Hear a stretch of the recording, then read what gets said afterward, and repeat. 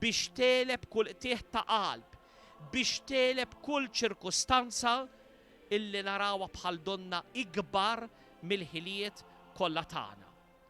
U allura eżies minn qalbi nixtieq illi verament dan il-messaġġ ikun taslim u ta' faraġġ għal qalb tagħna il-kol kemm aħna. Nerġa' ngħid partikolarment għal dawk fostna li l-aktar qegħdin isibuha diffiċli jitħabtu it-taqbida tal-ħajja. Qegħdin jitqabdu t-taqbida sabiex it-tama tagħhom, il-fidi tagħhom, l-imħabba tagħhom ma tiġix misruqa mill-ħwejjeġ tad-dinja u meluba. U allura ejjew nagħmlu l-qalb. Marija imtella s-sema fir-ruħ fil-ġisem hija id-don ta' Alla, ir-regal ta' Alla illi tmexxina l-quddiem biex il-ħarsa tagħna tibqa' dejjem lejn is-sema. Ejjew eżis semmija niftakru fil-membri mejtin tal-familji tagħna sabiex Marija terfaħħom u tagħtihom il-mistrieħ fid-dawl u fis-saltna ta' bina Ġesu. U lilna li għadna pellegrini tamlilna l-kuraġġ ħalli ħattu xejn ma jisirqilna il-virtu tat-tama. Jalla verament din il-festa illi taqqat ta' bilħaq l-art mas-sema taqqat ukoll il-ġrajiet personali, individwali u tagħna il-koll mal-eternità. Sabiex dak kollu li aħna għaddejjin minnu f'din il-ħajja ma jintilifx u ma jaqafx mal-mewt imma jibqa' dej għall-eternità biex ngħixu għal dejjem fi Kristu. Nawguralkom minn qalbi il-festa tajba, waslu dal-awguri tiegħi lil dawk li sejrin jingħaqdu magħkom fid-djar u fit-toroq tagħna waqt li nitlobkom sabiex issellmu lill-emigranti u daw kollha li huma msiefra illi ċertament illum il-qalb tagħhom hija maquda magħna f'dan il-ferħ ta' din il-festa.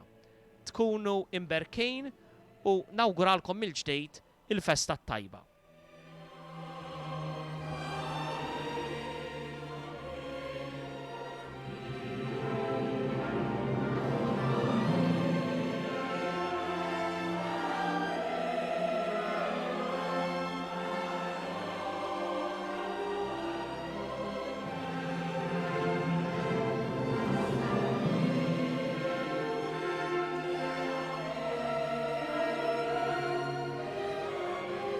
Għadna kif wassalnilkom il-messaġġ tal-festa minn Monsinjur Arċupret Joseph Sultana.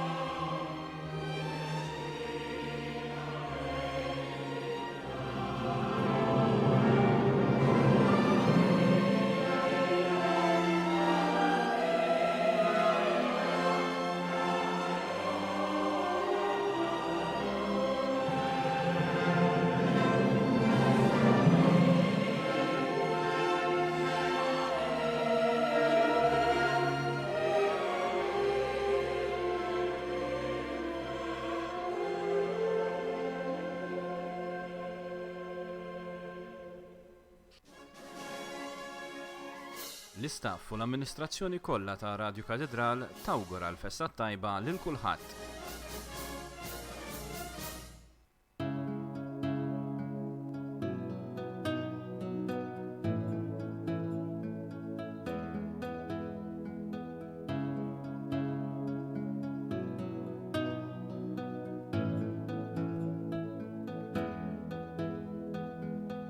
Ħarsu lejja u l-ittad il-gżira feġġet l-awrora ħirġa l-kbira ndoqqu jaqniben tal-knisja ewlenija selmu s-sinjura tal-ġmil u zbuħija ħalluha ħatgħaddi id-dur mal-beltana.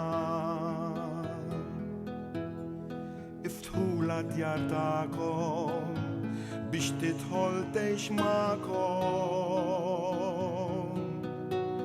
Annula u kantawna tifħir in-nijiet, poplu għannuna mill-irħula u mill-bliet, għax hekk jixirqilha ix-xemx tal-ħolqiet. Ndoqqu jabbanet jaqniben ferħana, għaddejja r-reġina id-dur mal-beltana. Annula poeti bl-sin tal-violini, fuq l-arpa mal-anġli u sbeħ kerubini, dik l-anja sabiħa li nisġu lawċin li jawdex sarġenna ta' nis ferħanin. Ħarsu lejja u l-ittadi l-gżira, feġġet l-aurora ħirġa l-kbira. Ndoqqu jaqniben tal-knisja u l-enija, selmu s-sinjura tal-ġmil u zbuħija, ħalluha ħatgħaddi id-dur mal-beltana. Iftħula djar tagħkom biex tidħol tgħix magħkom. Annula u kantawla tifħir in-nijiet, poplu għannuna mill-irħula u mill-bliet, għax hekk jixirqilha ix-xemx tal-ħolqiet. Ndoqqu jabbanet jaqniben ferħana, għaddejja r-reġina id-dur mal-beltana. Annula poeti l-sin tal-violini, fuq l-arpa mal-anġli u sbeħ kerubini, dik l-anja sabiħa li nisġu lawċin li jawdex sarġenna ta' nis ferħanin.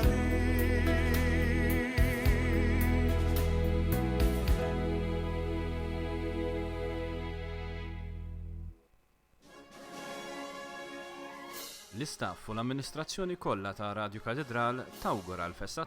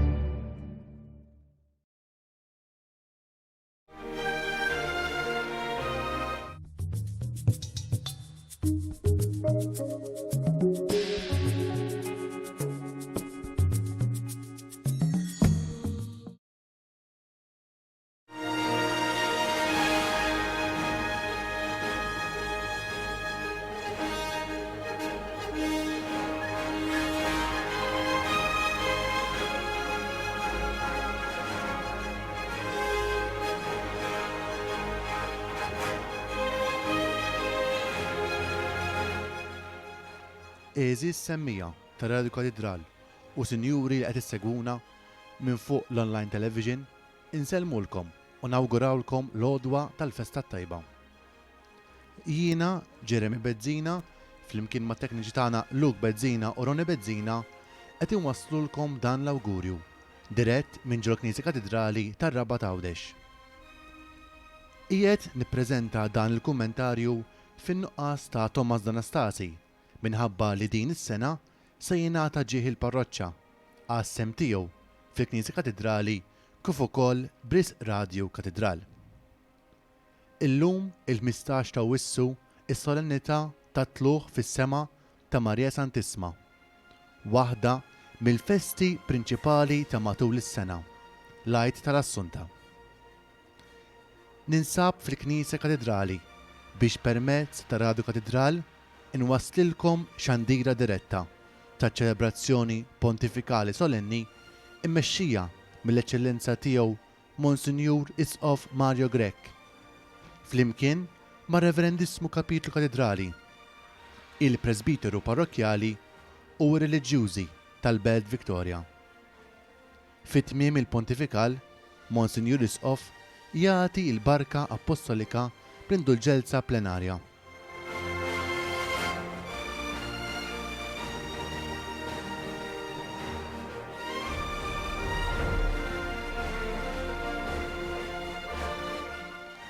Nixtieq infakkarkom ukoll illi peress li din it-trasmissjoni qed tiġi mxandra live fuq l-online television tistgħu issegwu kollox minn fuq l-istampa permezz tas-sit radiokatedral.com kif ukoll il-paġna ta' Facebook tal-istess stazzjon. Għadna issa kemm nilqgħu lill-Eċċellenza tiegħu il-President ta' Malta ġewwa l-Knisja Katedrali biex hekk jattendi għal dan il-Pontifikat ta' Santa Marija illum il-15 ta' Wissu 2017. F'dan il-pontifikal se tiġi esegwita wkoll il-Qudiesa Missa Insoletum Sancta Maria Assunta u l-Magnificat tal-Maestro Joseph Samut, l-innijiet Warda Sbejħa tar-Rebbija u Sultana tal-Paċi, Maestro Kolinattart u l-Antifna. Għall-okkażjoni ta' din il-festa jiġu mistiedna personalitajiet distinti fosthom il-Ministru Għal-Għawdex, membri parlamentari miż-żewġ naħat tal-Kamra, is-Sindku tal-Belt Victoria u l-Kunsilliera tal-Kunsill Lokali tar-Rabat. Min-naħa tal-Kumitat tal-Banda Ċittadina Leone jiġu mistiedna il-President, is-Segretarju u l-membri tal-Kumitati tal-istess għaqda mużikali.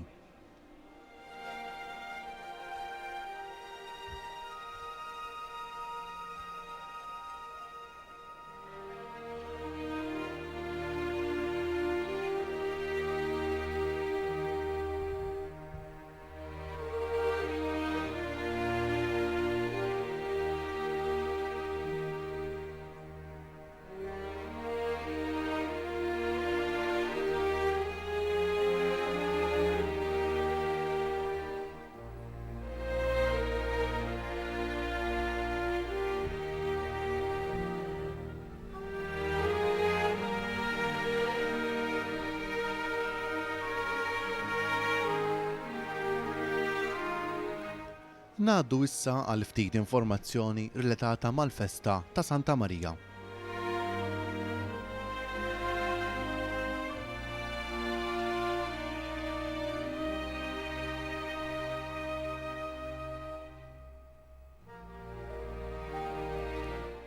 Sa mill-libgħat żminijiet il-Gżejjer tagħna taw qima partikolari lil Santa Marija f'dan il-misteru glorjuż tal-ħajja tagħha. Mhux faċli tgħid meta daħlet fil-Gżejjer Maltin il-qima lejn l-Assunzjoni ta' Marija, però ma nkunux qed niżbaljaw jekk nassumu li l-qima lejn l-Assunta daħlet fostna fl-ewwel żminijiet tal-iżvilupp tat-tixrid tagħha fil-Knisja tal-Lvant. Iktar u iktar meta niftakru li f'dawn iż-żminijiet bikrin il-Knisja f'Malta kellha iktar kuntatti mal-Lvant milli mal-Punent. M'hemmx dubju li jekk kif din il-qima daħlet fostna, Malta u Għawdex faru bi knejjes u kappelli iddedikati lil Santa Marija Assunta. Tant huwa hekk li meta Monsinjur Dużina, viżitatur apostoliku, żar il-Gżejjer tagħna fis-sena 1575, minn 186 knejjes u kappelli iddedikati lill Madonna, 86 minnhom kellhom mill-Assunta bħala it-titular tagħhom.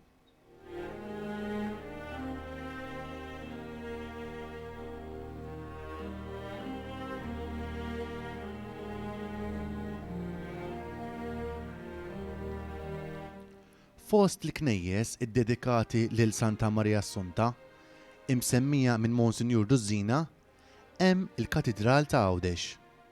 Ġrajiet din il-parroċċa ta' Għawdex huma ġrajiet il-Knisja f'Għawdex. Fi żminijiet l-iktar bikrija, din il-Knisja kienet imsejħa il-matriċi tal-Belt u tal-Gżira ta' Għawdex. Sewwa sew kif jixed it-Testament ta' 12 Ottubru tal-1435. Pero ġrajiet din il-Knisja jaħduna wisq iktar il-bot mis-seklu 15. Għaliex, fit-8 ta' Frar tal-1299, nobli minn Malta, qabel ma għamel it-testament tiegħu għand notar ġewwa l-Kastell ta' Għawdex, irċieva il-vjatku mqaddes. Din it-tarifa hija biżżejjed biex tindikalna li f'dawk iż-żminijiet bikrija il-Knisja ewlenija tal-Kastell kienet diġà parroċċa. La darba vjatku solenni jista' jingħata biss minn knisja parrokjali. Dokument ieħor li jmur lura għat 22 ta' Diċembru tal-1463 jindikalna li din il-Knisja mhux biss kienet matriċi, jiġifieri Knisja Om. U kienet diġà tgawdi il-ġieħ ta' kolleġjata. L-assedju ta' Għawdex ta' Lulju tal-1551 ħarbat mhux biss il-ħajja soċjali u ċivika tal-Għawċin, imma wkoll dik spiritwali tagħhom. L-Għawċin però kienu wisq marbuta ma' din il-Knisja parrokjali ewlenija tagħhom. Fis-6 ta' Ġunju tal-1623 l-Isqof Kaljeris waqqaf mill-ġdid il-kolleġjata f'din il-parroċċa li ma kolleġjata ġiet imbagħad ikkonfermata fl-20 ta' Ottubru tal-1663. Fit-22 ta' Settembru tal-1864 il-Papa ta' dak iż-żmien ħatar din il-kolleġjata matriċ ta' Għawdex biex tkun il-katedral tad-Diosisi l-ġdida ta' Għawdex. Nieqaf hemmhekk minn dak il-kummentarju u nagħtu bidu għal pontifikal solenni ta' nhar il-15 ta' Wissu, is-solennità tal-Għid tal-Assunta. Inħallikom fl-iskit ta' darkom biex issegwu il-pontifikal.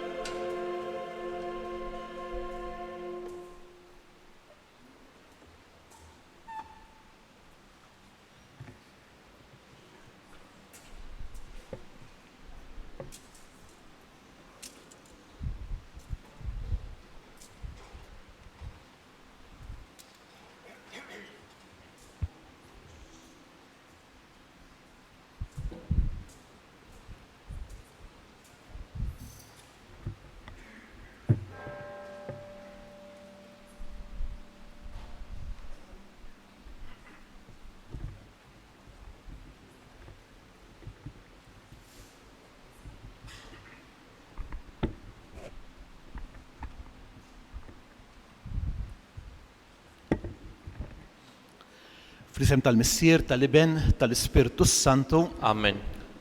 il-paċi ma'kum. U miegħek ukoll. Dall-awgurju nixtiequlkom minn qalbi. F'din is-solennità ta' Santa Marija. F'dan lejt tal-Assunta, lejt tas-sajf. Għaliex biex il-Knisja iżżomm ħaj fil-memorja, fil-qalb tagħna tal-ġrejja tal-lejt ta' Kristu, anke fis-sajf tiċċelebra lejt tal-Assunta biex eżistijaj. Aħna ngħixu ta' bnedmejn li nemmnu tassew fir-rebħa ta' Kristu fuq il-mewt, fuq dak kollu allura li huwa negattiv. U allura għandna motiv biex ikunu x'ikunu ċ-ċirkustanzi tal-ħajja ma neqtewx qalbna.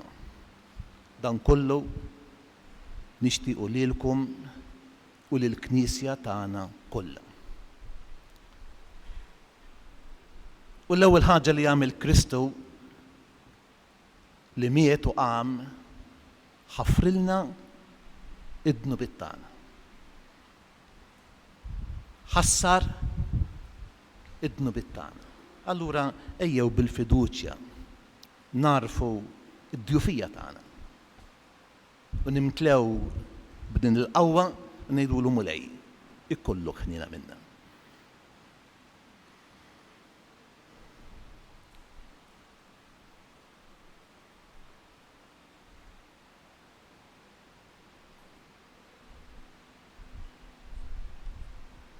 Nistqar l-Alla. Jista' kollox u lilkom ħuti. Li ngħaddi ħafna bil-ħsieb, bil-kliem, bil-emin. Bil-ħallejt mirjieti. Tiegħi bl-ikbar tiegħi. Għalhekk nitlob l-imqazza Marija dejjem Verġni, l-anġelu l-qadisin kollha u lilkom ħuti tolbu għalija il-mulej Alla tagħna. Eħenna lina Alla li jista' kollox, jaħfrilna d-dnubietna u jwassalna fil-ħajja ta' dejjem. Amen.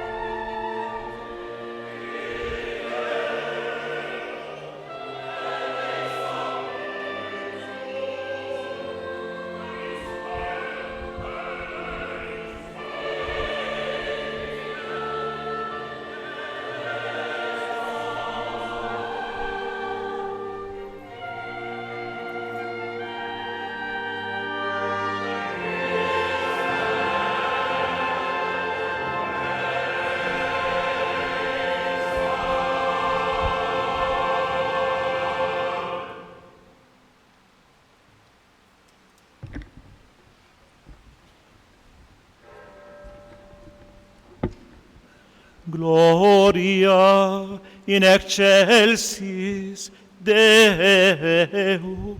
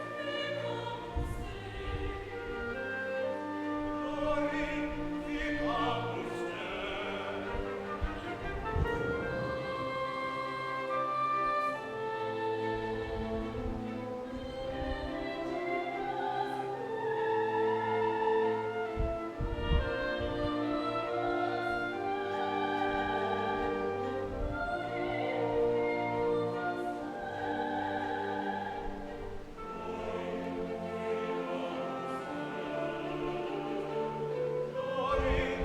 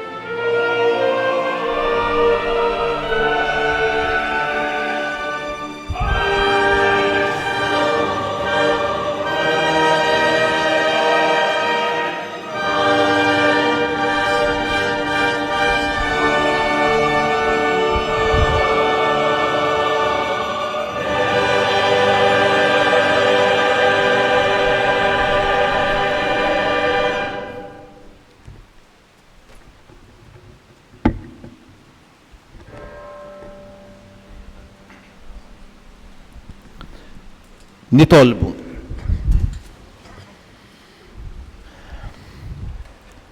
O Alla ta' dejjem li tista' kollux. Inti tellajt fil-glorja tas-sema bir-ruħ u l-ġisem lill-Verġini bla teba Marija, ibnek u omna. Għamil li ħsibijietna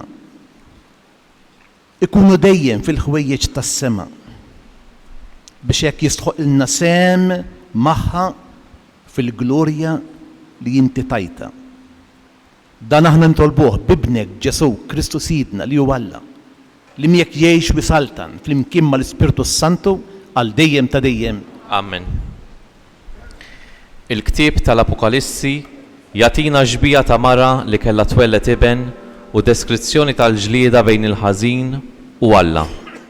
Din hija dera ta' kif kellha tkun il-missjoni ta' Marija fid-dinja. L-ewwel qari. Qari mill-ktieb tal-Apokalissi. Infetaħ it-tempju ta' Alla li hemm fis-sema u deret l-arka tal-patt tiegħu fit-tempju tiegħu.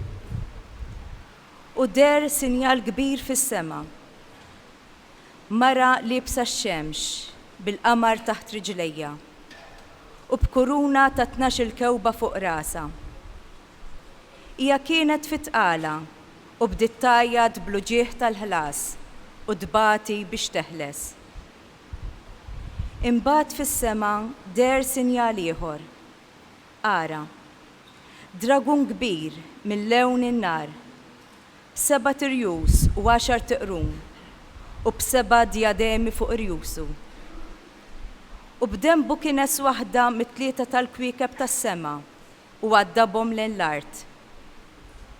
U id-dragun marqat quddiem il-mara li kienet satilet biex kif tilet lil-bina jibilgħu. U hi wildet iben, tifel, li kien qatt irid jira l-ġnus b'xettru tal-ħadid. U bina ġie maħtuf għal quddiem Alla u quddiem it-tron tiegħu. U l-mara ħarbet fid-deżert u smajt leħen qawwi fis-sema jgħid: Issa ġiet is-salvazzjoni u l-qawwa u s-saltna ta' Alla tagħna u s-seta tal-Messija tiegħu. Il-kelma tal-mulej. Inroddu ħajr lil Alla. Dik kienet is-Sinjura Joyce Farrugia li qrat l-ewwel qari.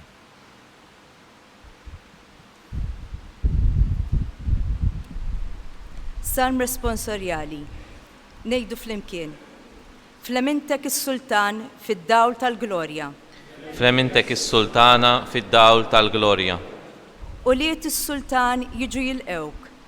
Flemintek is-Sultana imżejna b'deb ta' Ofir. Isma' binti, ħares u għati widen.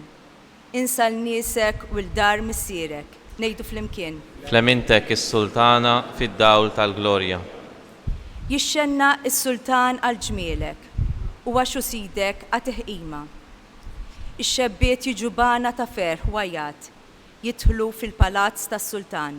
Ngħidu flimkien. Flemintek is-Sultana fid-dawl tal-glorja. Fl-ittra tiegħu lil-Korintin, San Pawl jgħidilna li Kristu kellu jkun l-ewwel wieħed li jqum mill-imwiet. Iżda dawk kollha li huma ta' Kristu huma wkoll iddestinati għal qawmien biex jaqsmu l-glorja tas-sema. It-tieni qari. It-tieni qari jaqra lina is-Sur Thomas D'Anastasi.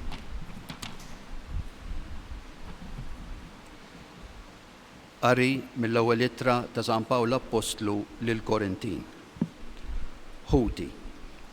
Kristu kien imqajjem tas-sew mill-imwiet. L-ewwel fost dawk li raqdu.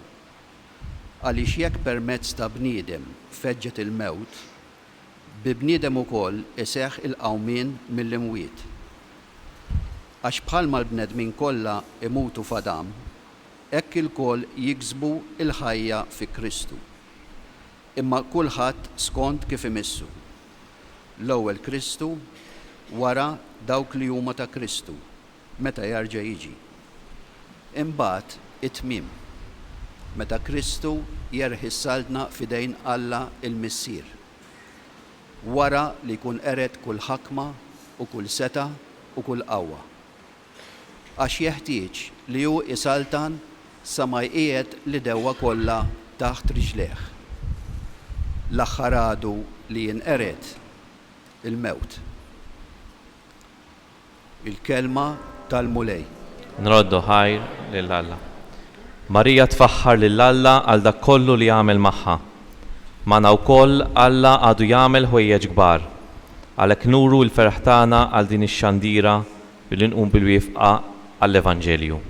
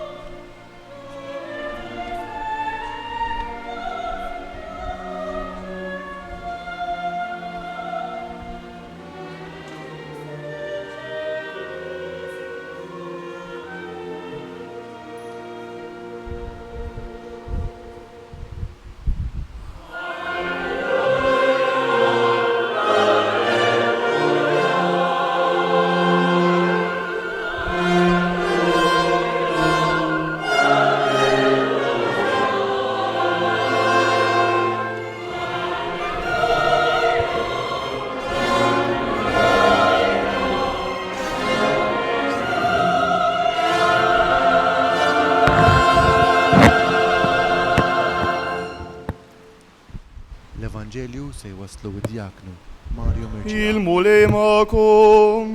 Miegħek ukoll. Qari mill-Evanġelju mqaddes kont Luqa. Glorja lilek, mulej.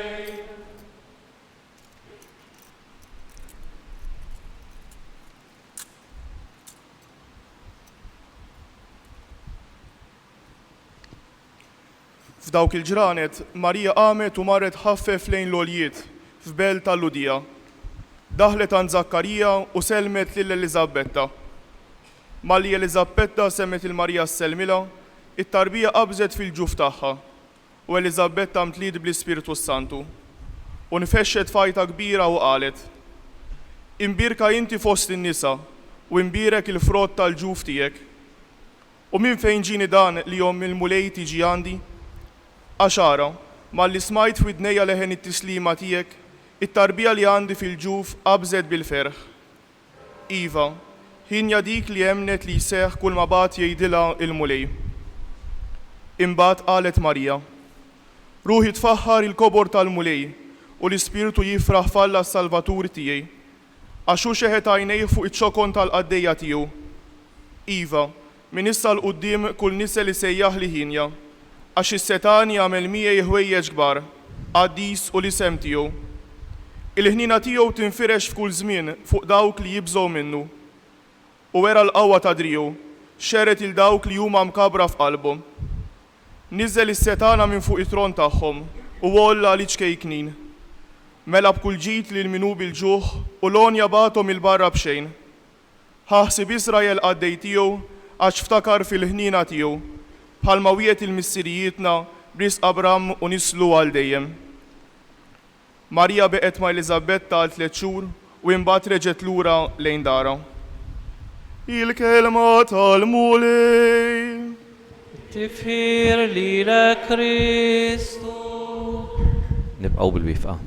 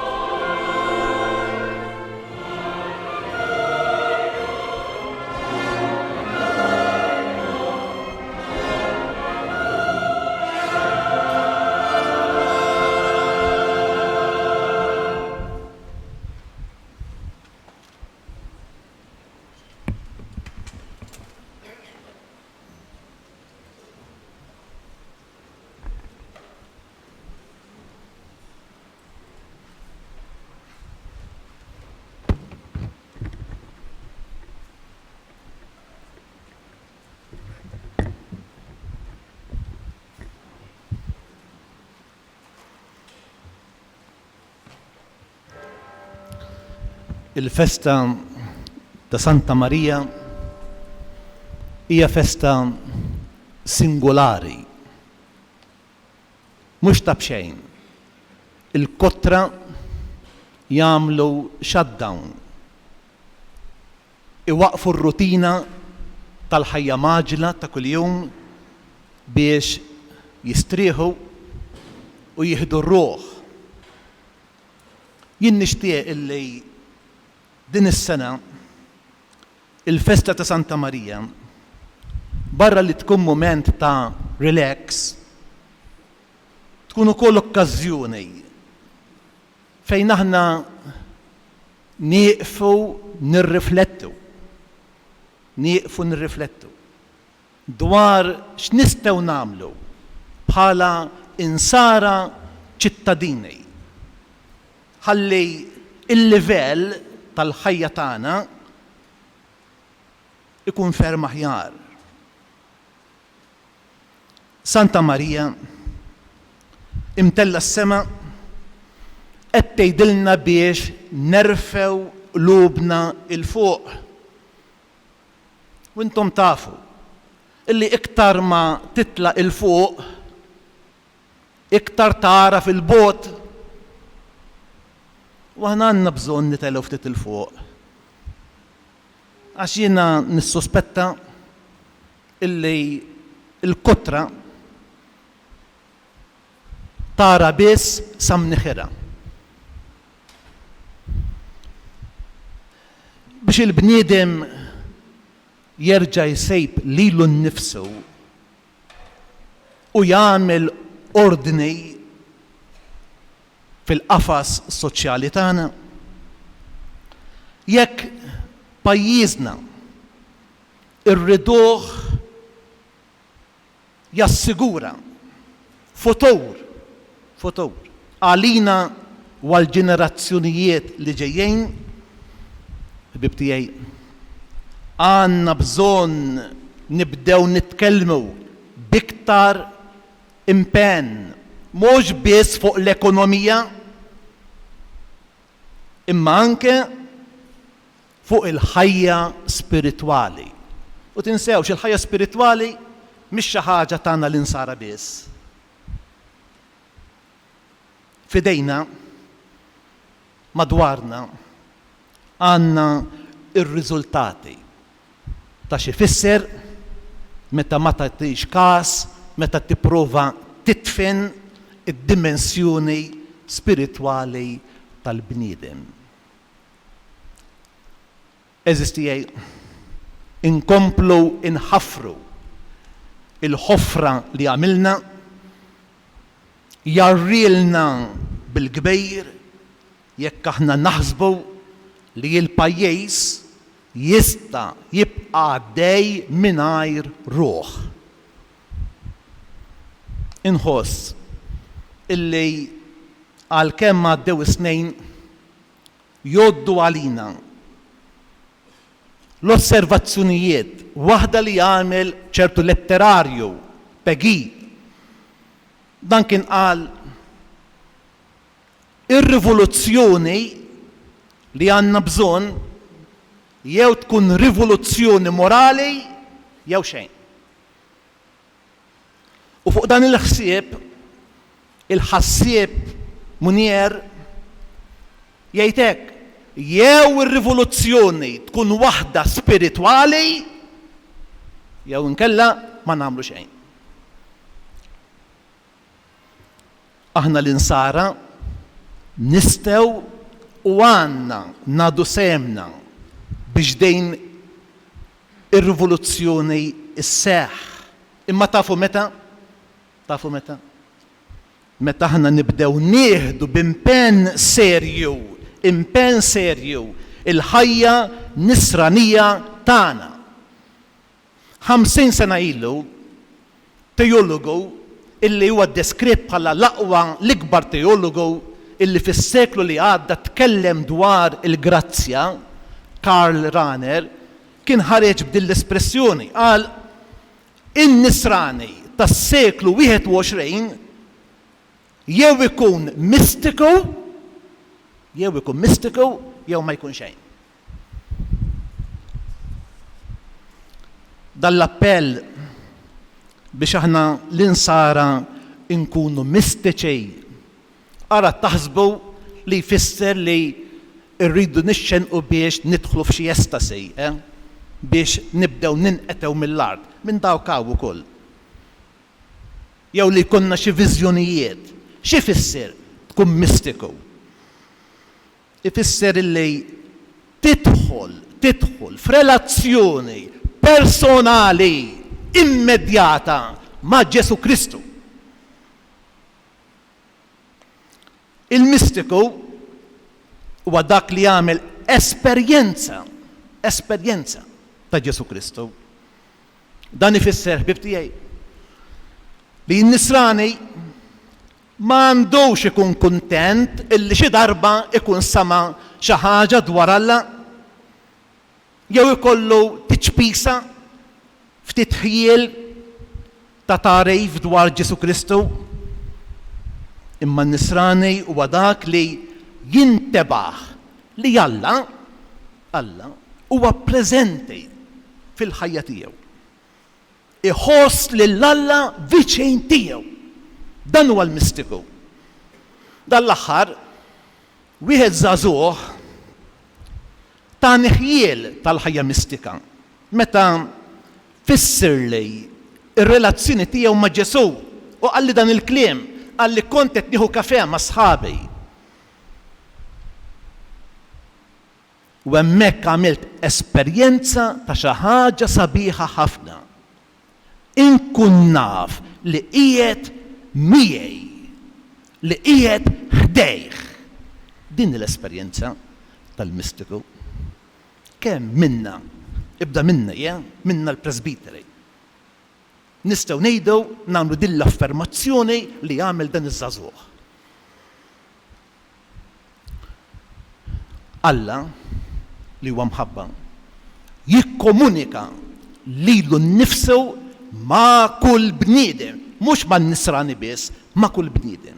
U allura Alla jikkomunika magħna kull bniedem min natura tiegħu huwa mistiku. Qabel ma nisemgħu dwar Alla diġà jinsab fina. Għalkemm ħafna drabi il-preżenza tal-Alla fina hija anonima, xi fisser? Ifisser li aħna ma nafux insejħula bisimha. Ma nafux nindividwaw il-preżenza tal-Alla.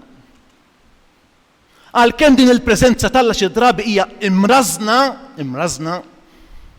imma Alla jibqa' fina, jimbuttana biex fl-aħħar ninaqdu miegħu. Il-mistiċiżmu, u jien nibża li meta ngħid mistiċiżmu, il-moħħ jtejjer fil-monasteri, fuq il-muntanji, le, fil-ħajja ta' kuljum. Il-mistiċiżmu fir-reliġjon tagħna tafu fejn għandu bidu fl-intimità ta' kull wieħed u waħda minna.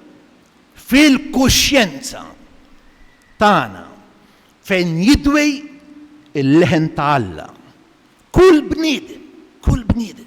U allura rataqta qalbek. Kull bniedem jista' jagħmel esperjenza ta' Alla b'mod kostanti. Anke jekk ma jkunx jaf jispjega dak li jkun qiegħed iġarrab. Saħansitra. Anke l-ateisti jekk jgħixu ħajja onesta fil-qadi tal-proxmu huma wkoll jistgħu jagħmlu esperjenza mistika. Bibtijaj. San Pietru Favre, iħobb jikkwotaħ il-Papa Franġisku, kien konvint li il-preżenza ta' Alla tnibbet kullimkien. U il-mistiku Eckhart kien jgħid stennew li ssibu lil Alla f'kollox. Kristu huwa attent għal ħajja tagħna fl-isfumaturi kollha tagħha. Fil-fatt, it-teologu Rahner li semmejdilkom jitkellem dwar dak li huwa jsejjaħ il-mistiċiżmu tal-ħajja ta' kuljum. Il-ħajja ta' kuljum hija skola ta' talb. Għaliex iġġiebna wiċċ imwiċċ ma' fatti, esperjenzi li qegħdin hemm biex lilna ilaqgħuna mal-misteru ta' Alla. Santa Teresa min Avila tgħid l-istorjiet tagħha. Alla tiltaqa' miegħu qalb il-borom fit-twaġen fil-kzazel tal-kċina. U Ġuljana minn Norwich titkellem minn Alla tad-dar. Fi kliem ieħor. Aħna nistgħu niltaqgħu ma' Alla meta jkollna l-ixkupa f'idejna. Meta jkollok il-kazzola u tkun qiegħed tkaħħal. Meta tkun l-uffiċċju bil-pinna f'idejk, bit-testiera tal-kompjuter quddiemek. Meta tkun fis-sala tal-isptar. Meta tkun tqandel il-merkanzija f'xi supermarket. Meta tkun bl-uniformi, tħares l-ordni. Meta tkun tiddiskuti il-liġijiet. Dawn huma ftit esperjenzi mill-ħajja ta' kuljum fejn Alla huwa preżenti. U eżisti jgħid. Jekk Alla mhux preżenti fil-ħajja ta' kuljum f'dawn iċ-ċirkustanzi li qed insemmilkom, tafu x'ifisser? Ifisser illi dak Alla tagħna li nemmnu fih huwa biss ħlejqa ta' moħħna jew ta' tradizzjoni u mhux Alla ħaj. Daqskemm il-laqa ma' Alla tista' ssejr fit-tempju, fis-santwarju, fil-katedral, daqshekk ieħor tista' ssejr fit-triq. Hemm kontinwità bejn l-esperjenza li nagħmlu ta' Alla waqt il-liturġija. Bħalma dan il-mument solenni, bħalma huma s-sagramenti. U l-esperjenza ta' Alla fil-pjazza. Imma eżisti u ngħidha b'ħafsa ta' qalb. Meta nqis kif hija ċċelebrata ċerta liturġija tagħna ma niskantax. Illi jkun hawn min jgħidli jiena aktar niltaqa' ma' Alla it-tok milli fis-santwarju.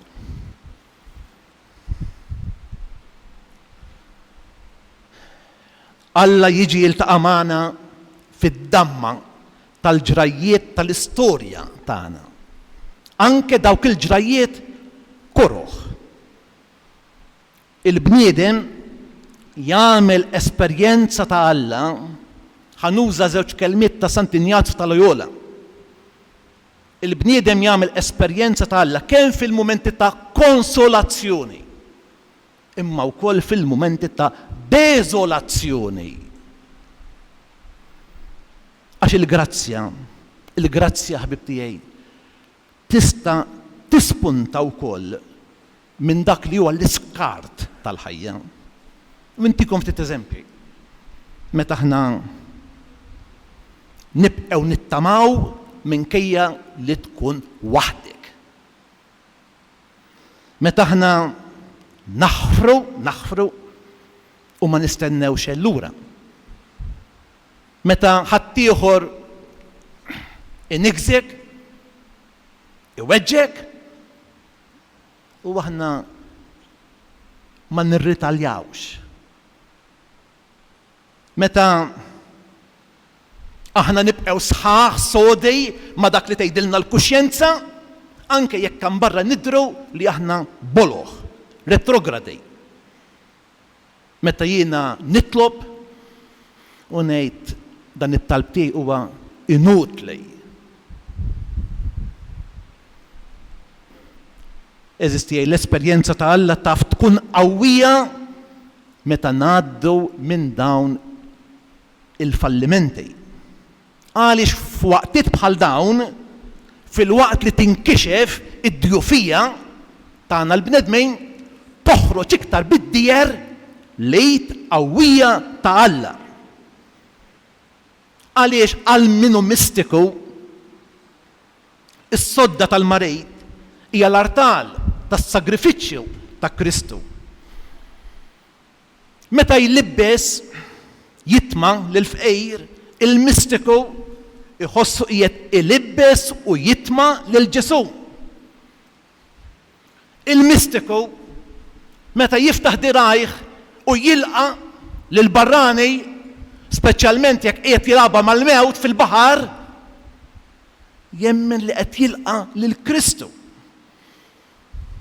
Il-mistiku meta għajnejh jiltaqgħu mal-għajnejn il-ħabsi jara tilma il-ħarsa miksura ta' Kristu. Forsi tgħiduli imma din poeżija, din mhix poeżija, din hija l-ħajja nisranija eżisti. Meta nqejs li aħna aktar imħeġġejn għal Alla tar-reliġjon milli għal Alla tal-kċina, it-talba tiegħi f'din is-solennità ta' Santa Marija hija li Santa Marija tenna nieħdu ir-ruħ spiritwalment, partikolarment billi tenna ngħaddu minn spiritwalità li hija interessata f'dak li huwa ta' barra minn hawn, l-istraordinarju, għal dik li hija mistika tal-ħajja sempliċi, ordinarja ta' kuljum. Li tenna napprezzaw ix-xrar tal-infinit li jiet madwarna u jaħarbilna. Marija nnifisha għexet din il-mistika fid-dar sempliċi ta' Nazzaret. Marija għamlita ma' Alla, tafu fejn? Mhux fis-santwarju.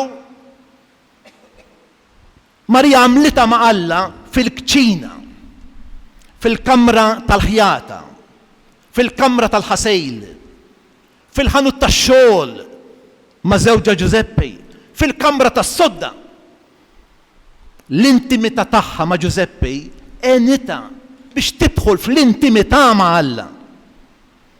Id-dar għal Marija kienet it-tempju tagħha. Isquf Taljan Tonino Bello, l-lumiet, jagħmel din riflessjoni ħanwassalilkom. Jgħidilha hekk: Santa Marija, mara tad-dar, għenna nifhmu li l-kapitlu l-aktar sabiħ li għandna dwarek fit-teoloġija mhux dak li jitkellem minnek fl-iskrittura jew inkella fil-patristika, lanqas huwa dak li nsibu fl-ispiritwalità jew fil-liturġija, fid-dummi jew fl-arti. Imma l-iktar kapitlu sabiħ li jitkellem minnek huwa dak li qiegħdek fid-dar ta' Nazzaret, fejn bejn it-tisjejr u l-biki, it-tisjejr u l-ħjata, id-dmuħ u t-talb, bejn il-kobob tas-sowf u l-parċmina mkebba tal-kelma tal-Alla. Inti kellek esperjenza immarkata bil-psikoloġija tal-mara,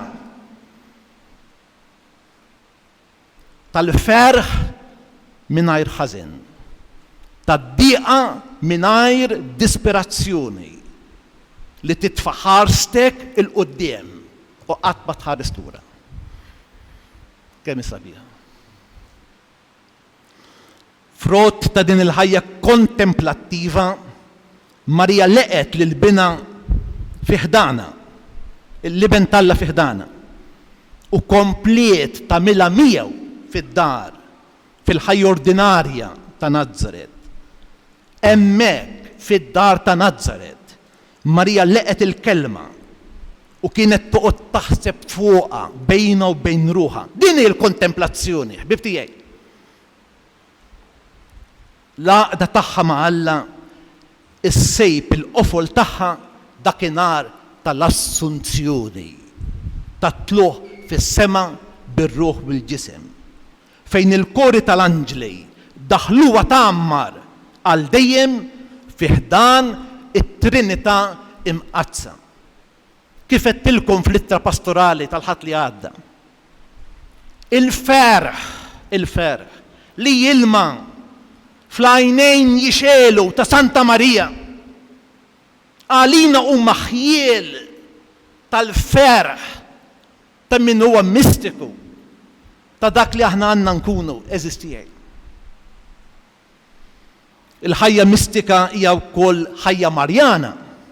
Mhux biss għax Marija hija dik li tiftilna t-triq għal din l-esperjenza mistika u taqbadna minn idejna biex iddaħħalna f'din l-esperjenza profonda ta' Alla, imma wkoll għaliex Santa Marija bl-eżempju matern tagħha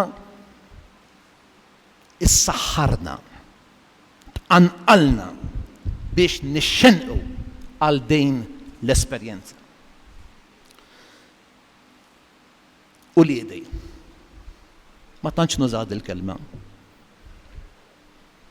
Imma nħoss illum qiegħed nagħmel diskors biex nagħtikom direzzjoni bħala Knisja. Ix-xewqa tiegħi tafu x'inhi?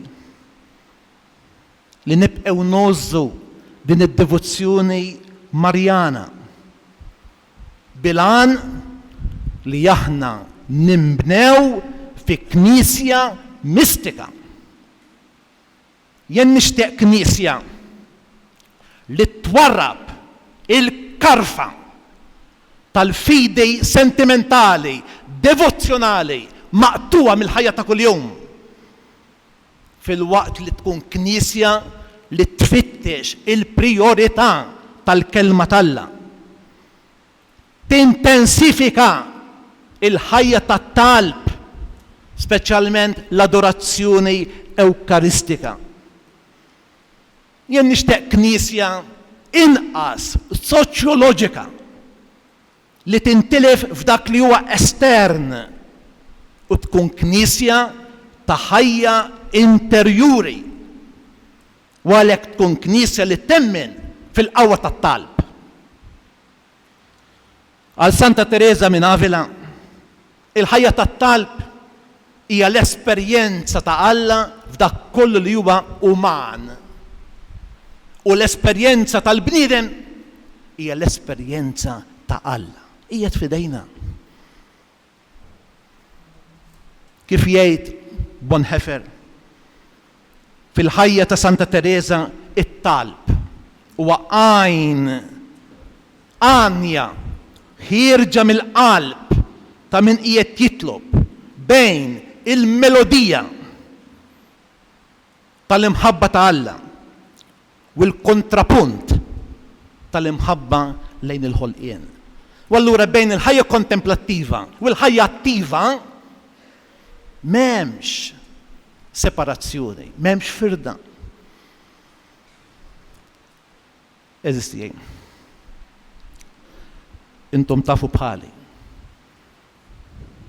U kma tafux ħażejn. Qiegħed jikber in-numru ta' dawk li jħossuhom mitlu fejn fil-ħajja tal-fidej. In-numru ta' dawk illi m'għadhomx jaraw sens fil-ħajja tas-sagramenti. Kif nistgħu aħna naqsmu ma' dawn ħutna il-ferħ tal-Vanġelu? La bil-predikazzjoni dogmatika astratta. Eżis saċerdoti għatuni bidin fġeħ kemm. U lanqas bl-appelli moralistiċi Imma dan in-nies il dan il-bniedem forsi wkoll minnkom aħna nistgħu nofrulhom il-possibilità illi jiltaqgħu marġiel u nisa li jkunu għamlu esperjenza personali ma' Alla. Dejk li tmiss il-qlub. U għalhekk mela dak li qal Raner qedtilkom fil-bidu, in-nisrani tas-seklu tagħna jew ikun nisrani mistiku jew ma jkun xejn. Il-Knisja tal-lum, il-Knisja tagħna, jew tkun knisja mistika jew nistgħu nagħlqu l-bibien. Nagħmel tiegħi il-kliem tal-Papa Franġisku meta jgħid is-soċjetà tagħna għandha bżonn tal-mistiċi. Bnedmejn li għandhom għal-qalbhom l-imħabba lejn Alla u l-fraternità. Bnedmejn li huma lesti illi jerfew ftejt mit-tabija tal-bniedem tal-lum.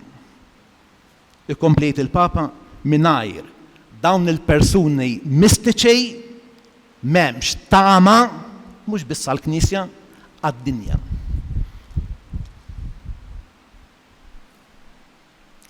Eżis jgħid ħafna drabi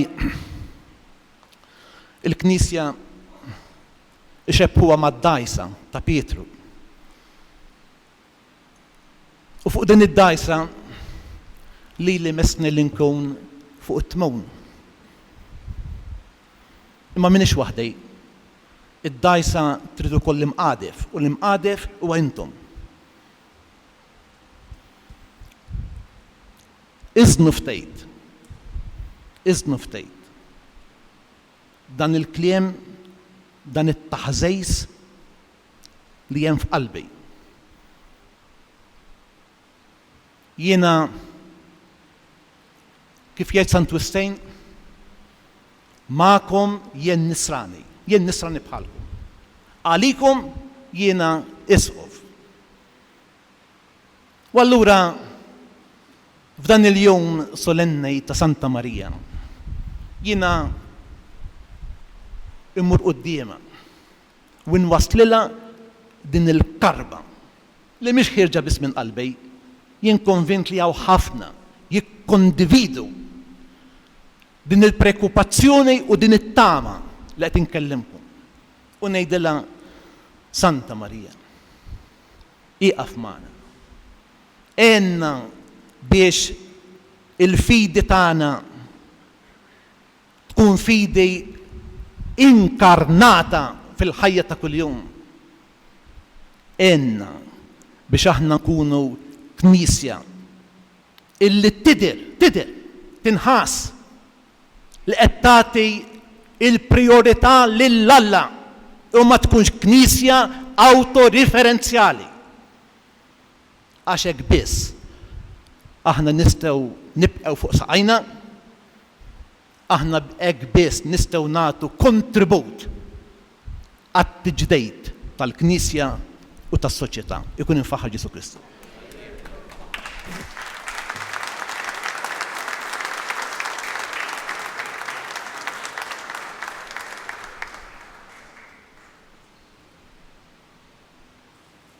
Nieħdu spunt mill-omelija ta' Monsinjur Rizqof fejn l-Eċċellenza tiegħu għamel referenza għal San Ignazju ta' Loyola fejn naraw li l-bniedem jagħmel l-esperjenza tal-Alla kemm fil-konsolazzjoni kif ukoll fid-deżolazzjoni. U dan isir meta aħna naħfru u ma nistennew xejn lura. Irrifera wkoll għad-dar ta' Marija fejn din kienet it-tempju tagħha. Flimkien nagħmlu l-istqarrija tal-fidi tagħna. Jiena nemmen falla wieħed, il-missier jista' kollox, li ħalaq is-sema u l-ard. Dak kollu li jidher u dak li ma jidherx. Mulej wieħed Ġesu Kristu, ibn waħdini ta' Alla, imnissel mill-missier qabel kull żmien. Alla minn Alla, dawl minn dawl, Alla veru minn Alla veru. Imnissel mhux magħmul, natura waħda mal-missier u bih sar kollox. niżel mis-smawijiet għalina l-bnedmin u għal-fidwa tagħna. Nuħal ġisem Bis-seta tal-Ispiritu Santu minn Marija Verġni u sar bniedem. Salbuh għalina, bata taħt Ponzju Pilatu, mietu difnuh. Fit-tielet jum qam minn belwiet skont il-kodba mqazza. Tal-sema qiegħed fuq l-lemin tal-missier. U għandi jerġa' jġib il-glorja biex jagħmel ħaq mill-ħajjin mill-mejtejn. Is-saltna tiegħu ma jkollix tmiem l-Ispiritu Santu mulej li għad il-ħajja li ġej mill-missieru mill-liben. Li huma meġġa flimkien mal-missieru mal-liben u li tkellem fuqhom il-profeti fi knisja waħda qaddisa kattolika apostolika nistqal mumlija waħda għal maħfra ta' dnubiet nistenna l-qawma mill-wiet il-ħajja ta' żmien li ġej. Amen. Ħuti jeżies, fil-waqt li nifirħu mal-Knisja fis-solennità ta' Marija mtella fis-sema bir-ruħ bil-ġisem, induru lejn Alla li jolli lil minu umli u nofrulu dawn it-talbiet tagħna. Inwieġbu flimkien għat-talb ta' ibnek ismana nitolbuk mulej. Għat-talb ta' ibnek ismana nitolbuk mulej. Għal-Knisja biex taraf Marija dak li tixtieq u tittama li tkun fis-sema nitolbu. Għat-talb ta' ibnek ismana nitolbuk mulej. Għal pajjiżna biex jisaltnu fih il-paċi u l-ġustizzja u biex qatt ma jitbiet minn taħt il-ħarsien ta' Marija l-om tagħna il-koll nitolbu. Għat-talb ta' ibnek ismana nitolbuk mulej. Għall-ommijiet kollha biex f'Marija jaraw sinjal ta' tama u kuraġġ fil-qadi ta' dmirijiet tagħhom ta' kuljum nitolbu. Għat-talb ta' ibnek ismana nitolbuk mulej. Għal ħutna l-mejtin biex ma' Marija jgħaddu għal glorja tal-qawmien fil-ġisem fl-aħħar jum u għalina biex nemnu li għad insaltnu wkoll magħha jekk nagħmlu r-rieda ta' Alla f'ħajjitna nitolbu. Għat-talb ta' ibnek ismana nitolbuk mulej.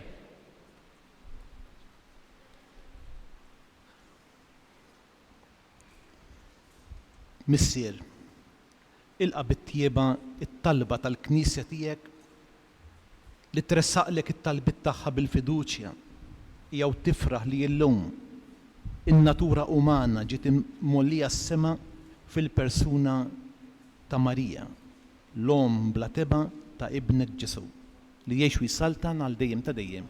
Amen. Il-kobor ta' Marija Santissima jitqies mill-offerta totali tagħha lil Alla. Nissieħbu llum ma' omna Marija biex nofru lilna nfusna lil Alla waqt li nagħmlu l-offerta għal dan is-sagrifiċċju qaddis. Fakrukom illi l-offerti li ser jinġabru imorru bris il-pavaljun ġdid li jsebbaħ il-Vara ta' Santa Marija.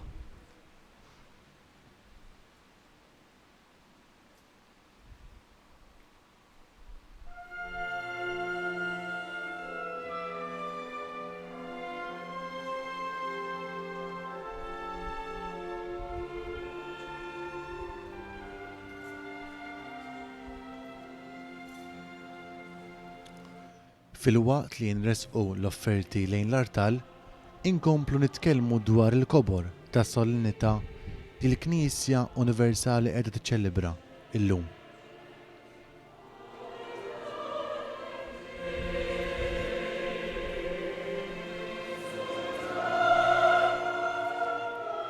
Fil-kodba apokrifi insibu l-ġrajja ta' kif Marija wara l-mewt tagħha ġiet imtella fis-sema bir-ruħ u bil-ġisem.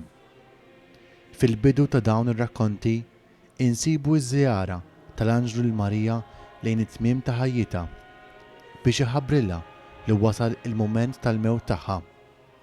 Lil Marija l-Anġlu ġabilha mis-sema fera tal-palm u ħabbrilha wkoll il-wasla mirakoluża tal-Apostli li allura kienu mxerda mad-dinja kollha jippritkaw u jxandru l-isem ta' Ġesu.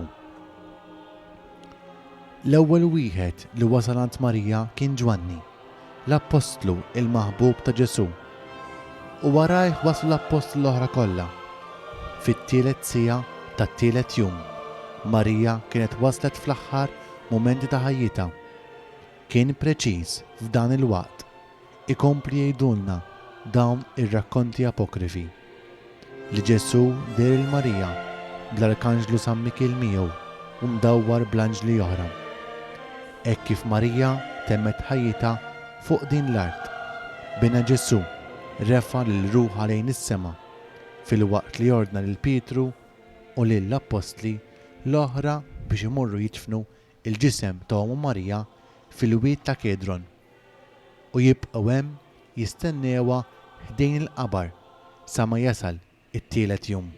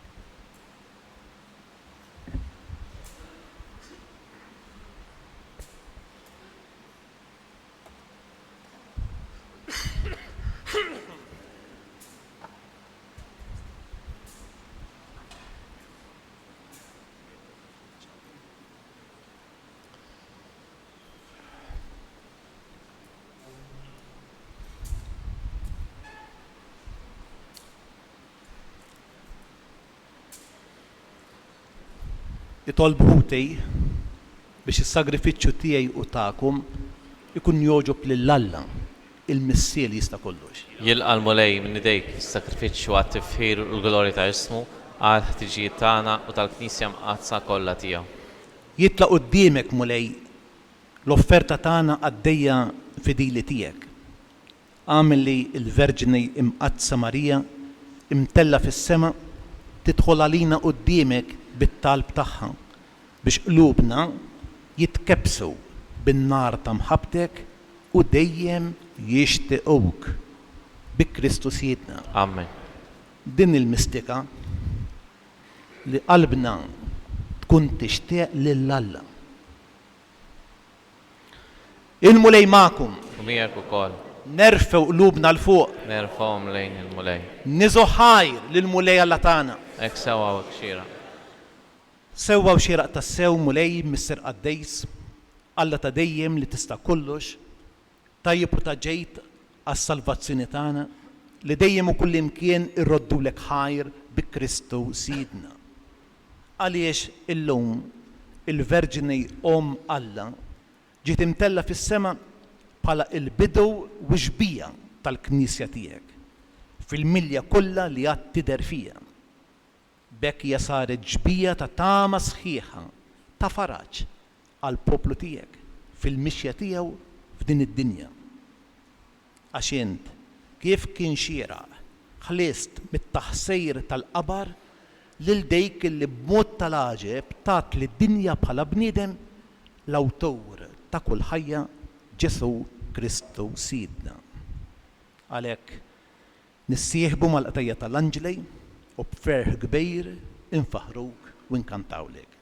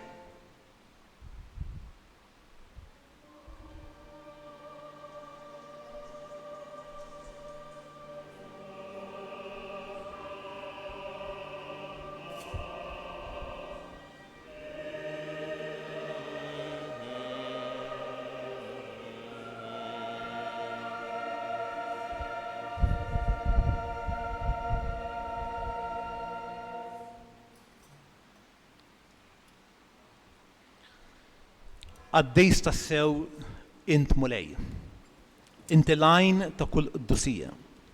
Għaddis għalhekk nitolbuk dal-offerti bil-barka tal-Ispirtu tiegħek biex isiru għalina il-ġisem u d-dem ta' Sidna Ġesu Kristu li meta kien ser jingħata biex minn rajh ibati ħa il-ħobs, rat il-ħajr, qasam ta' lid-dixxipli tiegħu u qal: ħudu u kulu il-koll minn dan, għax dan huwa ġismi li jingħata għalikom.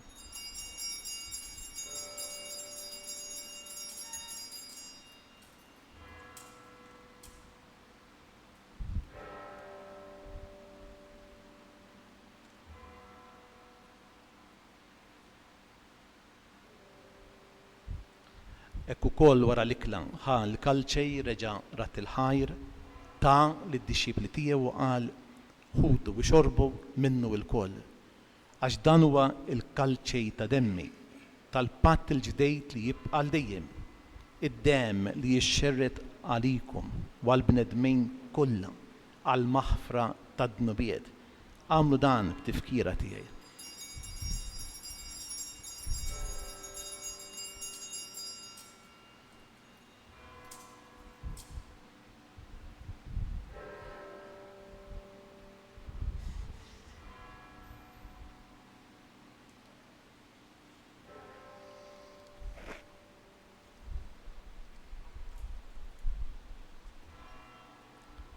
Dan hu l-misteru tal-fidej.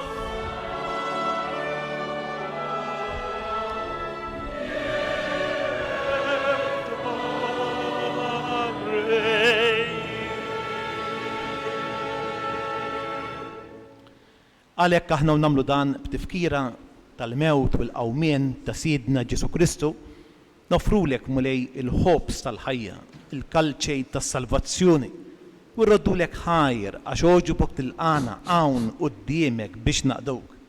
Miċċa kontana nitolbu li l-Ispirtu Santu jaqadna f'ġisem wieħed lilna li nieħdu sehem mill-ġisem u d-dem ta' Kristu.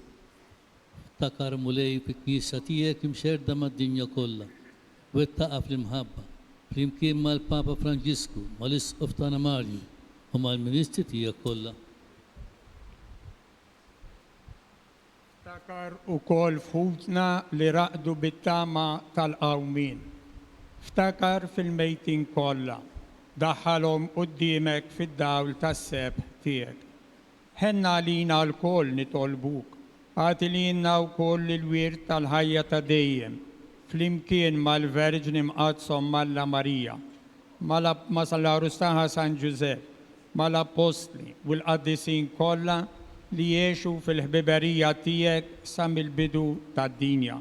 Għamel li magħhom infaħru u nsebħu b'Ġesu Kristu ibnek. Bi Kristu, ma' Kristu u fi Kristu, jingħata lilek Alla missier li tista' kollox, flimkien mal-Ispirtu Santu, kull ġieħu glorja għal dejjem ta' dejjem. Amen. Ejjew nitolbu bit-talba li għallimna il-mulej Ġesu. Missierna li jinti fis-smawiet, jitqaddis ismek, tiġi saltnatek, ikulli tritent fis-sema u fl-ard. Ħobżna ta' kuljum għatina llum, aħfrinna d-nubietna, bħalma naħfru l-minuħħati għalina. La ddaħħalniex fit-ġrej, iżda eħlisna mid-deni. Eħlisna nitolbuk mulej minn kull deni. Għatina fit-tjieba u l-ħnina tiegħek il-paċej fi żmienna biex inkunu ħielsa dejjem mid-dnub, imħarsa minn kull inkwiet. Aħna u nistennew nittamaw ilena u l-miġja tas-Salvatur tagħna Ġesu Kristu. Għax tiegħek jassaltna il-qawwa u l-glorja għal dejjem. Mulej Ġesu Kristu li jett l-apostli tiegħek inħallilkom is-sliem, natikom is-sliem tiegħi.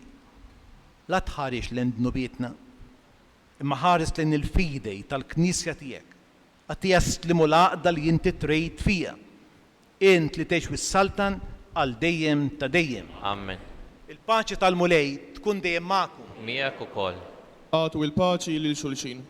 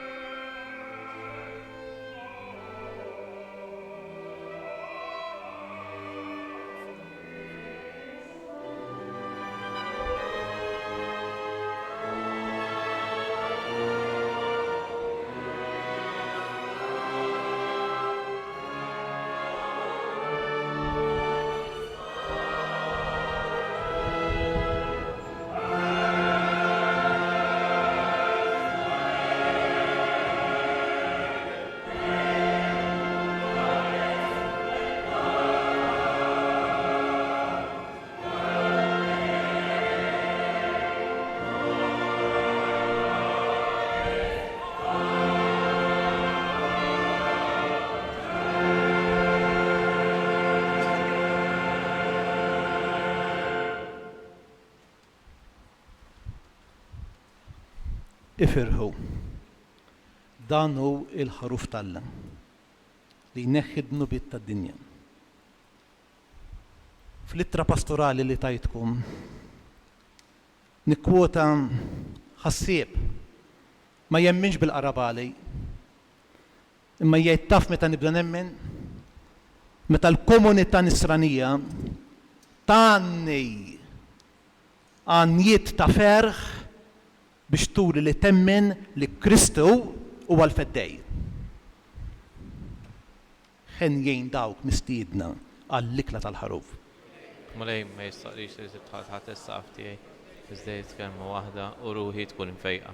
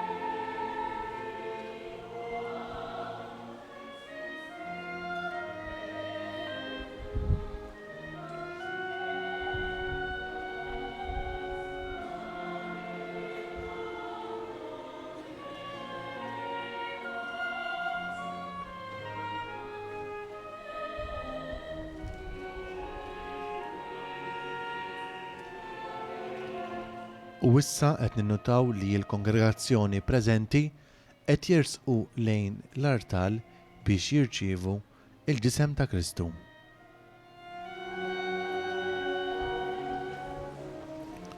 Nieħdu din l-okkażjoni biex nagħmlu spunt ieħor mill-omelija ta' Monsinjur Isqof. Monsinjur Isqof irrefera għal Santa Marija li trid tenna nieħdu r-ruħ spiritwalment. Li l-għaqda tagħna ma' Alla issib il-qofol tagħha fl-assunzjoni ta' Marija. Fid-diskors tiegħu waqt l-omelija irrefera wkoll li jrid jgħaddi direzzjoni u li għandu xewqa li nożżu din id-devozzjoni Marjana. Devozzjoni Marjana li tkun ibbażata fil-qawwa tat-talb. Naħsbu fuq dawn il-punti li għadda Monsinjur Isqof fl-omelija tal-Pontifikal fjum lajt tal-Assunta.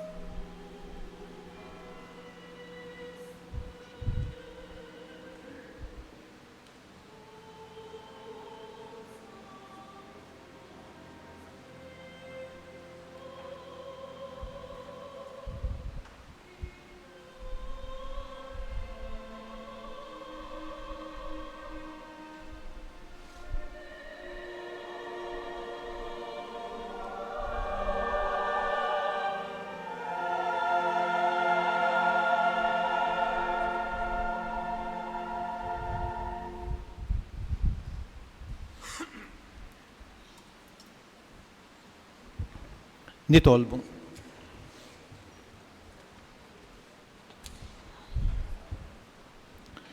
Qarbilna mulej bis-sagrament tas-salvazzjoni tagħna.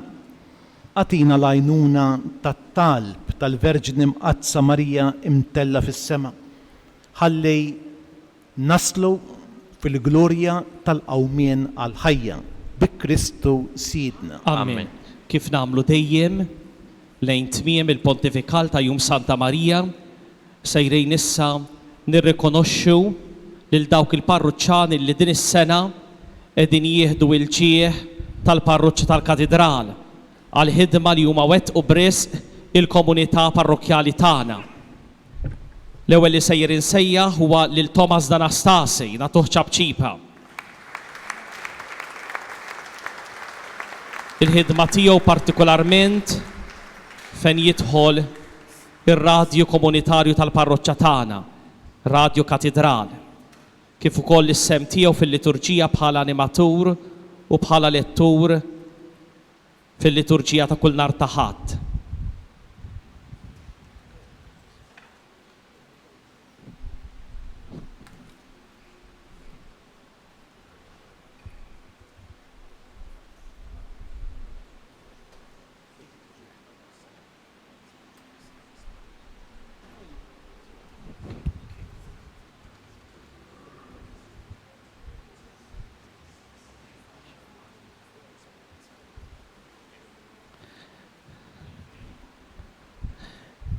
Issa sejjer insejjaħ lis-Sur Twani Mifsud huwa Malti mis-Siġġiewi imma l-impenn tiegħu u x-xogħol volontarju l wettaq fl-uffiċċju parrokjali huwa xogħol ta' ħila kbira biex jaqra r-reġistri qodma li għandna u qed joħloq indiċi ta' dawn ir-reġistri tal-mamudijiet, ta' żwiġijiet u tal-imwiet. Immaġinaw ftit kemm hu diffiċli taqra din il-kalligrafija. Proset tassew lis-Sur Twani Mifsud.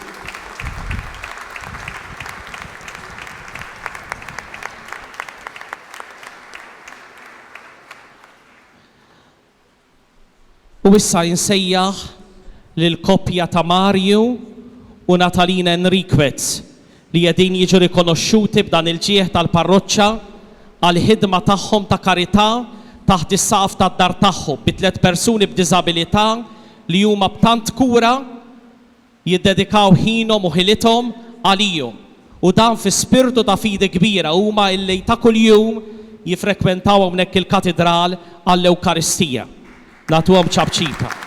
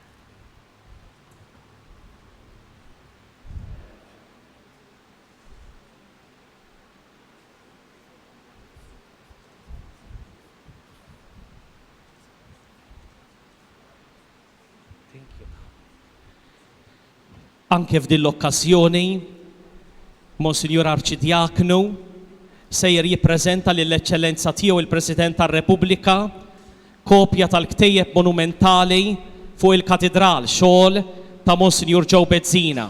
Dan b'apprezzament għall-ewwel żjara tiegħek hawnhekk fil-Katedral illum Jum Santa Marija 2019. Grazzi mill-qalb.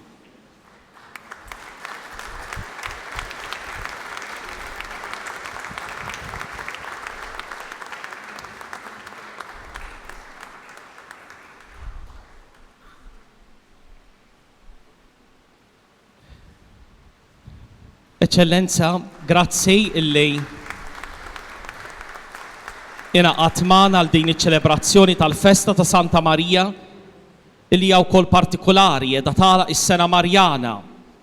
U allura waqt li nawguralek il-festa tajba ġala darba ninsabu fil-katedral fejn għandek il-katedra tiegħek fid-djoċesi tagħna, nixtieq ukoll natik tifkira ta' din l-okkażjoni xbija ta' Santa Marija l-aħħar edizzjoni imnaqxa fil-fidda. Kif ukoll ktejjeb ta' talb illi ġie miġbur imqassam lil familji tal-parroċċa fl-okkażjoni tas-Sena Marjana.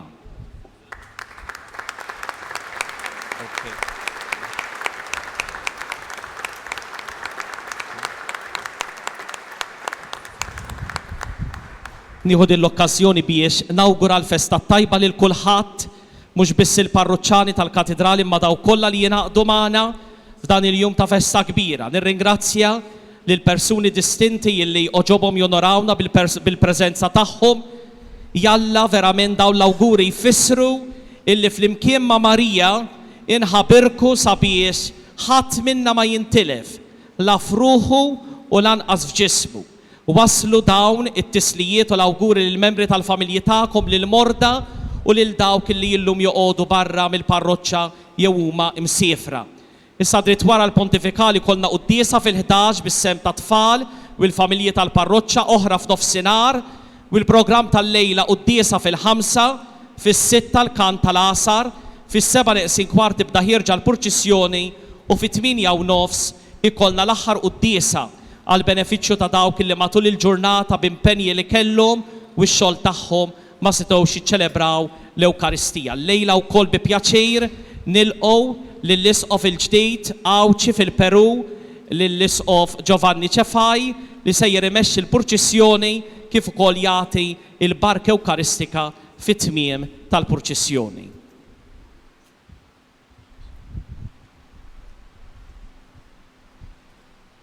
Il-Missier tagħna fi Kristu Mario Grek għal grazza tal-law tas-Sieda Apostolika Isqof ta' Għawdex jagħti l-dawk kollha hawnhekk preżenti il-barka bl-indulġenza plenarja kif soltu tingħata mill-Knisja.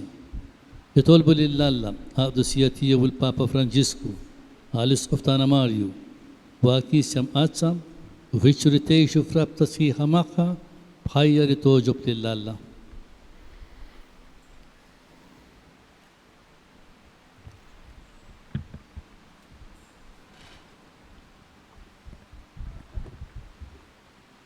Il-mulej ma'kum. Precibus et meritis, beati Maria Semper Virginis, beati Michaelis Arcangeli, beati Ioannis Battiste, Sanctorum Apostolorum Petri et Pauli, et omnium Sanctorum, misereatur vestri omnipotens Deus, et dimissis peccatis vestris, perducat vos ad vitam aeterna. Amen. Indulgentiam absolutionem et remissionem peccatorum vestrorum tribuet vobis omnipotens et misericors Domino. Amen. Et benedictio Dei omnipotentis, Patris et Filii et Spiritus Sancti discendat super vos et maneat semper. Amen. Ite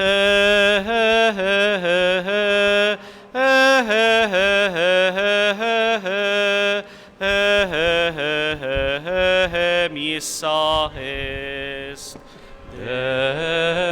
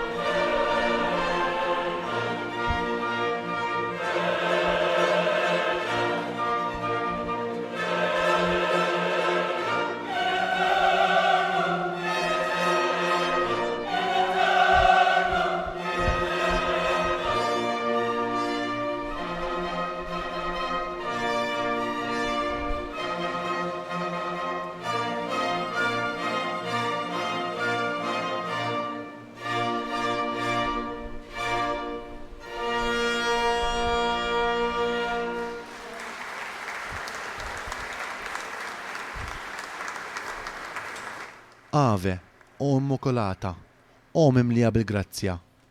Ave, ja li ben ta' Alla, ja il-foddej, ja u model tal-Knisja, ja il-ħajjin kollha. Ave, o Assunta, imtella fis-sema fuq il-kori kollha tal-anġli u nkurnata sultana tas-sema u tal-art. Ave, ja xebba u arusa, l-isbaħ kreatura fl-ordni tan-natura, l-eqdes kreatura fl-ordni tal-grazzja, l-ola kreatura fl-ordni tal-glorja.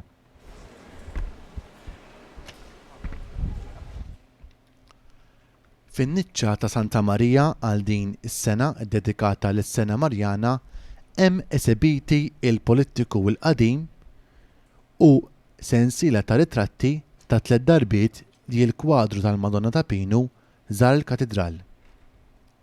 Barra minn hekk ukoll insibu wkoll referenza għad dokumenti storiċi li juru ir-rabta ta' Pino Gauci, il-benefattur tal-kwadru tal-Madonna ta' Pinu, li kellu mal-Knisja Katedrali.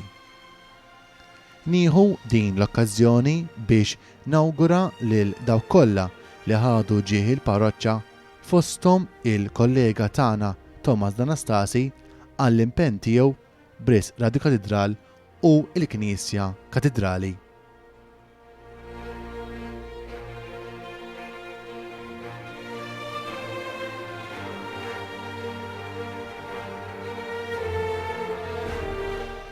Għadna kemm assistejna għal konċelebrazzjoni pontifikali solenni ippreseduta mill-eċellenza tiegħu Monsignor Isqof Mario Grech flimkien mar-Reverendissmu Kapitlu Katedrali, il-Presbitu Parrokkjali, ir-Reliġjużi tal-Belt Victoria u s-Seminaristi tad-Djoċesi. Fit-tmiem tal-pontifikal ġie mogħti wkoll ġieħ il-parroċċa tal-Katedral u Monsignor Isqof ta' il-Barka Apostolika bir-reb ta' l-indulġenza plenarja.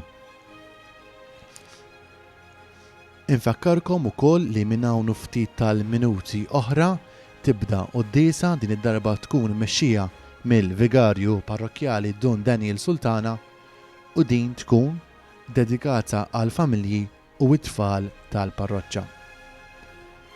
Minn hawn ftit tal-mumenti oħra jibda wkoll il-marċ popolari u tradizzjonali fil-qalba tal-Belt Victoria bis-sem tal-banda ta' Ħażebbux 12 May u l-banda ta' Ħalaxa ta' San Giuseppe.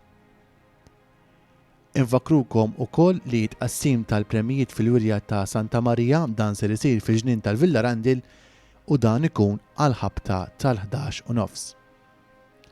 Kif jintemm il-marċ popolari ta' filgħodu għal ħabta ta' 2:15 għall-ewwel darba ser ikun hemm spettaklu tan-nar fi Pjazza Indipendenza dan organizzat mill-Għaqda Żgħażagħ Iljuni u dak jagħlaq jiġi fit-tmiemu il-Marċ Popolari u Tradizzjonali ta' Santa Marija. Għal din is-sena wkoll it-tiġrid nazzjonali u tradizzjonali tal-bejjem fit-Triq Repubblika dawn jibdew għas 2:30. Infakrukom li l-qudiesa l-ewwel qudiesa wara nofsinhar tkun fil-5 ta' wara nofsinhar u din tkun immexxija minn Monsignor Joseph Kormi. Fis-6 jibda l-kant solenni ta' tieni jasar flimkien ma' Reverendissmu Kapitlu tal-Katedral biex imbagħad fis-6 marċ mill-banda Victory mir-raħal tax-xara tibda miċ-ċentru parrokkjali fil-qalba tal-Belt Victoria sal-Pjazza tal-Katedral biex imbagħad fis-7:15 nassistu għal ħruġ solenni tal-proċessjoni pontifikali u solenni bl-istatwa devota u artistika ta' Santa Marija. Infakrukom ukoll li din is-sena wkoll il-proċessjoni se tkun ippreżeduta mill-eċċellenza tiegħu Monsignor Isqof Giovanni Ċefaj li kif tafu għadu kemm laħaq Arċisqof issa. Il-proċessjoni tkun bis-sem tal-Banda Ċittadina Leone u wara li ddur mat-toroq tal-Belt Victoria tingħata wkoll il-barka sagramentali fil-Pjazza tal-Knisja Katedrali. Dan kollu ser ikun trasmess b'xandira diretta kemm fuq Radio Katedral kif ukoll fuq Radio Katedral Online Television. Infakrukom ukoll biex tagħmlu like fuq il-paġna tagħna ta' Facebook. U hekk ġejna fit-tmiem ta' din ix-xandira diretta mill-Knisja Katedrali ta' Għawdex. Xandira diretta tal-Qudiesa Pontifikali fl-okkażjoni tal-Festa ta' Santa Marija. Nixtieq nagħlaq din ix-xandira diretta b'kumment qasir. Alla sab kollox f'Marija. Dik il-bniedma li dejjem disposta għal dak kollu li talab minna. Jalla isib lilna wkoll dejjem disposti biex inwettqu r-rieda tiegħu. Anke jekk tkun tiswilna sagrifiċċji kbar. Minn hawn nixtieq insellem lil Monsinjur Isqof, lil Vigarju Ġenerali, flimkien mar Reverendismu Kapitlu tal-Knisja Katedrali, lill-Arċipliet u l-kleru ta' din il-Knisja.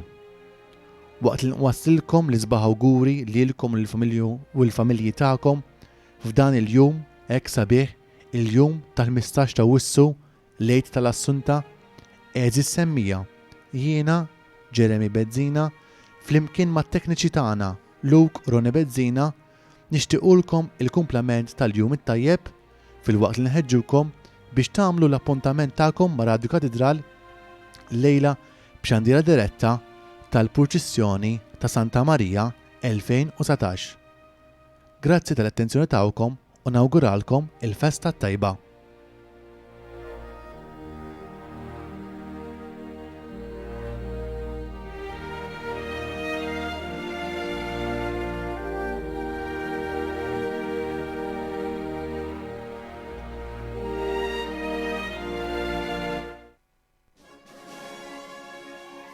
L-istaff u l-amministrazzjoni kollha ta' Radio Katedral tawgura l-festa tajba lil kulħadd.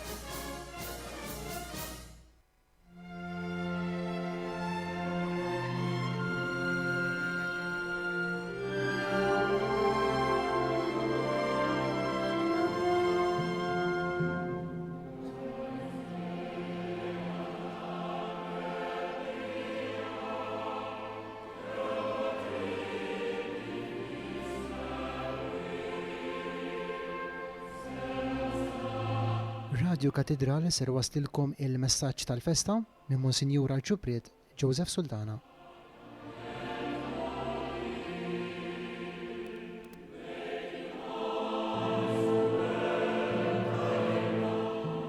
Eżis semmija ta' Radio Katedral, partikolarment intom, membri tal-komunità parrokjali tagħna tal-Katedral, illi illum il-jum tal-15 ta' Wissu qegħdin iċċelebraw jum il-festa tagħna, is-solennità ta' tluħ fis-sema ta' Marija bir-ruħ u bil-ġisem.